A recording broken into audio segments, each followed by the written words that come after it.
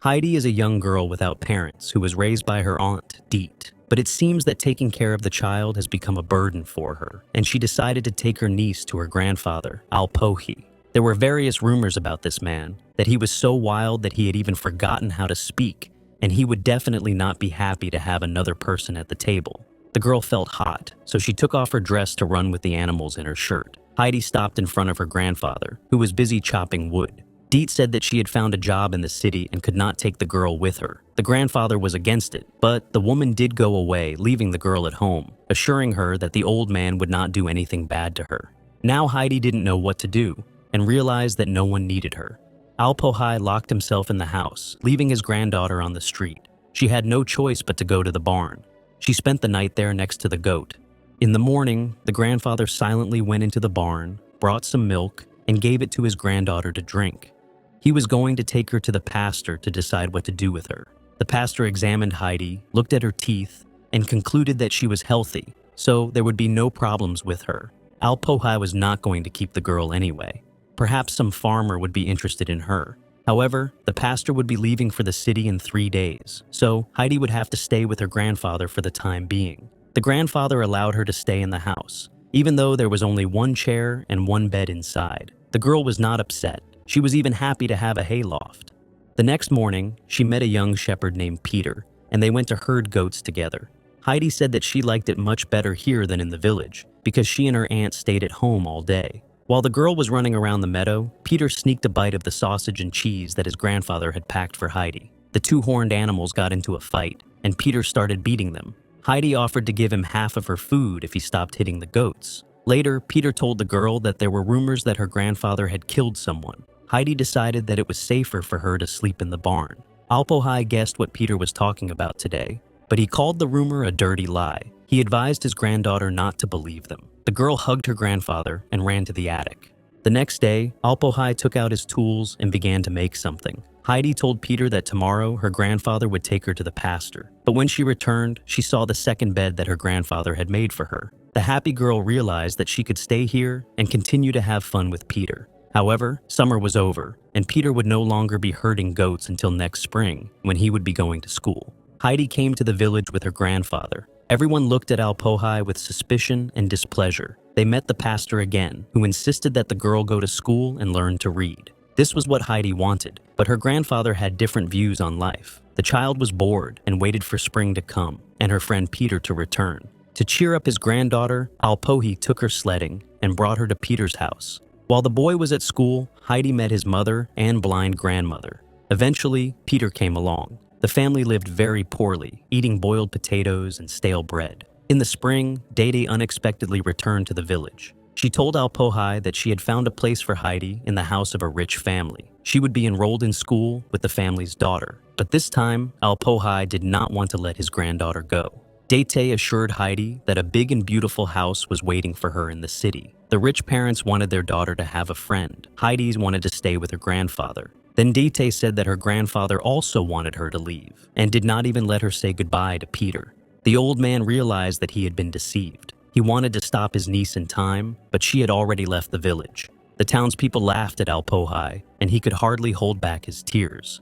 Heidi looked sadly at her favorite alpine mountains. Soon the girl found herself in bustling Frankfurt. Her aunt brought her to the Sesamon mansion, a huge house full of servants. At first, Heidi met the governess, a strict woman who decided that the girl was too young and that her name was not very Christian. However, her aunt assured her that Heidi was exactly what the owner wanted, an unspoiled girl from the countryside. The aunt was in a hurry to get her payment because she had actually sold her niece. Heidi met a girl named Clara who was unable to walk and was confined to a wheelchair.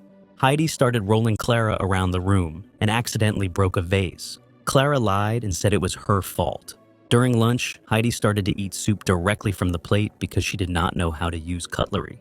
She hid one of the buns in her pocket. The governess explained the day's schedule and the lessons with the teacher, but Heidi was already asleep and did not hear anything.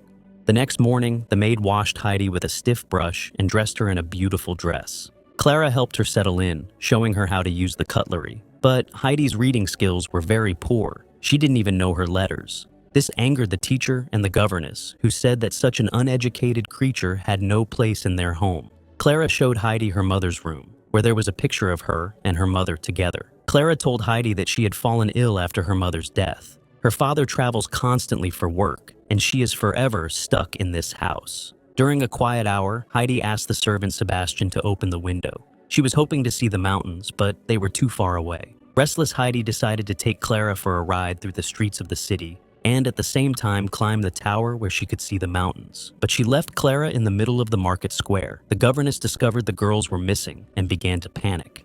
Even after climbing the tower, Heidi could not see the mountains. At the same time, Clara was offered to buy a kitten for a couple of pennies, but she couldn't resist and bought all the kittens. Sebastian finally found the girls. At the manor, the governess lectured them, but suddenly began to sneeze incessantly. It turned out that she was allergic to cats. In a panic, she demanded that the animals be removed, but Sebastian promised to take care of them. As a punishment, the governess left Heidi without dinner and put her in the corner. She even threatened to lock the girl in a closet with rats. Heidi managed to gather a lot of buns. She put on other clothes and was about to leave the house, but the governess stopped her.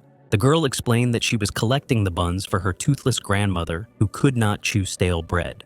Clara burst into tears because she was afraid of losing her friend. She locked herself in her room and felt sick. Heidi decided to support her friend. They could have a great time together, but learning was very difficult for Heidi. She could not learn her letters. One day, Mr. Sesemann came to the estate with his mother. The woman, who was much gentler than the governess, asked Heidi to call her grandmother. Her father noted that Clara was happier with her new friend, but the governess insisted that Heidi was not herself. She did not know her letters, interfered with Clara's studies, and behaved wildly. Grandma decided to check it herself. She resorted to a trick. She did not read Heidi a fairy tale before bedtime and offered to find out the sequel herself, if the girl could read. The Countess told her son that Heidi was a sweet girl who would learn to read if she was interested. But living in this house is hard for her because she is unhappy. However, this did not matter to Mr. Sesemann as long as Clara was happy. When the maid was stealing the master's wine at night, she heard strange sounds. Together with the governess, they decided it was a ghost. Sebastian discovered that the front door was open, but who had opened it? All the servants believed that something supernatural was involved. Heidi did indeed learn to read quickly, which brought joy to the teacher and the Sesemann family. The father promised Clara that Heidi would stay with them forever. Upon hearing this, Heidi burst into tears at night. Soon after, her grandmother left the estate, and the governess became the main educator again. One night, the doctor heard strange noises. Together with Sebastian, they took pistols to repel the attack of an intruder. But it turned out that it was Heidi. She sleepwalks and goes out into the yard to look into the distance, probably towards the mountains. Sesemann found another pile of buns. When Heidi woke up, she told him that she had dreamt of her grandfather, and she burst into tears. The doctor realized that the girl was depressed because she was homesick for the Alps. The next day, Sesemann had to tell his daughter about it. Clara did not agree because she was also sick and lonely. She yelled at her friend and told her to get out. Today, Heidi was to be taken home to her grandfather. She wanted to talk to Clara, but the upset girl wouldn't open the door. A whole basket of buns was collected for Heidi. She asked to give Clara a wooden figurine that her grandfather had carved for her. Sebastian took Heidi to her home village. The locals were amazed at the girl's rich wardrobe. Then Peter came up to his friend. Finally, Heidi gave buns that the boy's toothless grandmother could eat, and Peter received sausages as a gift. The Alpine grandfather heard his beloved granddaughter calling him and ran to meet her. The old man was extremely happy to see her back, just as Heidi was happy to return to her normal life in the mountains. She drinks milk, herds goats, eats simple food, and walks with Peter. Heidi writes letters to Clara. In the winter, she and her grandfather moved to the village so she could go to school. The pastor asked the students what they wanted to be when they grew up. Some answered, a shepherd or a farmer. Heidi said she wanted to write stories, which made the children laugh. Heidi has tutoring with Peter after school, but he is having a hard time learning. The girl misses her friend very much, and Clara now regrets not saying goodbye to Heidi. Clara's grandmother did the unthinkable. She brought her granddaughter to visit Heidi on her own. The Alpine grandfather treated the noble guest to moonshine and agreed to let Clara stay with them for a few days. Heidi introduced her friend to the goats and Peter, who had been shy for a long time. However, he is jealous because Heidi no longer goes to the pasture with him. Now Heidi is teaching Clara about village etiquette at the table. Peter, out of jealousy, decided to do some harm and pushed Clara's wheelchair off a cliff where it broke. Clara was upset because now she would have to sit still all day. The Alpine grandfather realized that it was Peter's fault. He carried the sick girl on his shoulders to the pasture. The old man told Peter to take care of the girls and left. The boy was still angry, and Heidi went to pick berries. Clara was left alone. A butterfly landed on her leg and flew away. The girl did not notice how she suddenly got to her feet and almost followed the butterfly. With the support of Heidi and Peter, she managed to take a few steps. The next day, she was able to do it on her own. Sesamon came to the mountains to pick up his daughter. He was furious that her grandmother had brought Clara without his permission, but the man was speechless when he saw his daughter walking towards him without any help. It was just incredible. Her grandmother gave Heidi a book, but no words. She had to fill in the pages herself. It didn't matter that the local children were laughing at her desire to write stories. They have seen nothing but this village, and she has seen the world. If something brings you joy, you have to do it. The friends said goodbye, and Clara went back to her city, and Heidi returned to her goats, Peter, and her usual life in the Alps, in freedom.